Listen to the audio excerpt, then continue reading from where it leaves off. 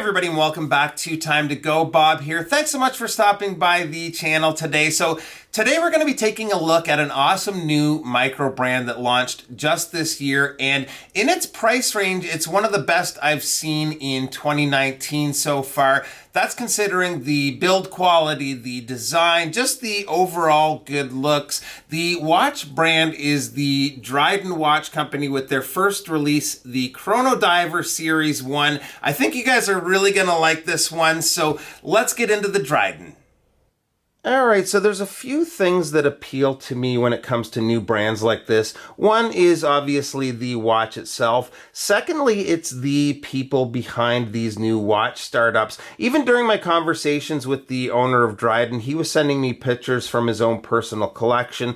He had a really cool vintage Seiko chronograph he just had refurbished. I think it's just kind of cool that it's not some big corporation, and a lot of times it's another enthusiast with a bit of that entrepreneurial spirit.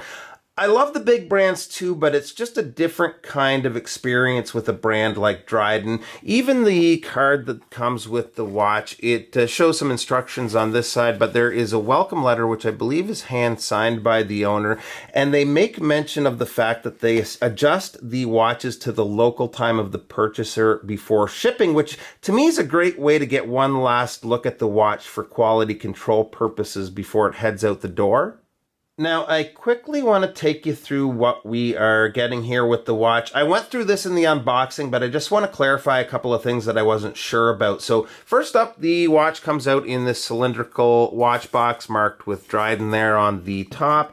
Inside the watch box, you get this great little waxed canvas watch roll, which is a totally usable piece of gear for travel or storage. When I did the unboxing, there were 3 straps in the watch roll. The one on the watch itself, we have the second leather, and then there was this NATO. The NATO is going to be included with the first 100 orders, and I'm not 100% sure whether or not they've hit that mark yet. The second leather is a premium leather strap. It's a great quality strap, but these are sold separately, and for the next couple of weeks are actually at a discount for the launch. So these came out in a total of 6 colorways. All of them look really good, but the blue on this one just totally grabbed me. Beautiful shade of blue. As far as some of the measurements and specifications go on the watch, it's really nicely sized at 42 millimeters. Lug to lug is 49. The lug opening is 22 millimeters, and the thickness is right about 13.5 millimeters. That does include the double-domed sapphire crystal, which does have AR coating on the underside. The water resist is 100 meters, and the watch houses the VK63 Mecha Quartz movement, and these movements make these watches much more worry-free versus a mechanical. And don't get me wrong, I love and own mechanical chronographs, but of the handful of watches I've had in for service, I'd say 3/4 of them were mechanical chronographs, so just a little bit more that can go wrong with them than, say, a 3-hander or a day-date complication. The dial here is where it's at for me. Again, I just love the blue and that sunburst finish contrasting against those white subdials. All of the markings on the dial are printed, although the sunken subdials give the watch some depth and dimension. The subdials display the time in 24 hours at 3, the running seconds at 6, and the minute counter at 9.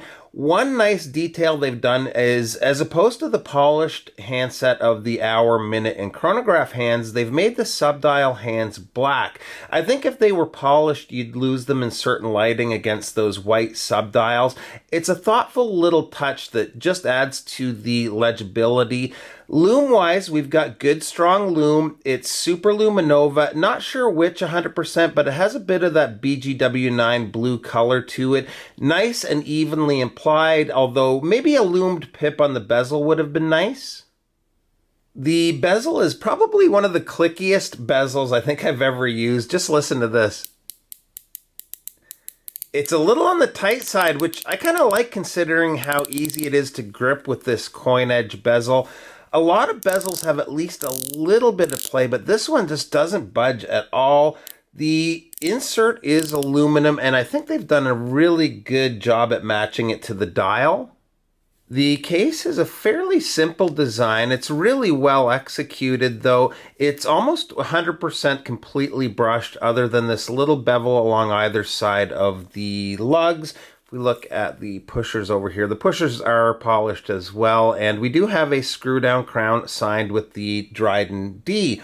The case back, you'll see we have that sailboat etched there. Pretty cool looking little logo, and I'm just really quite impressed with the whole package here. So let's take a quick look on wrist. So here it is, and I just realized we haven't fired up the chronograph yet, so I'll get that going.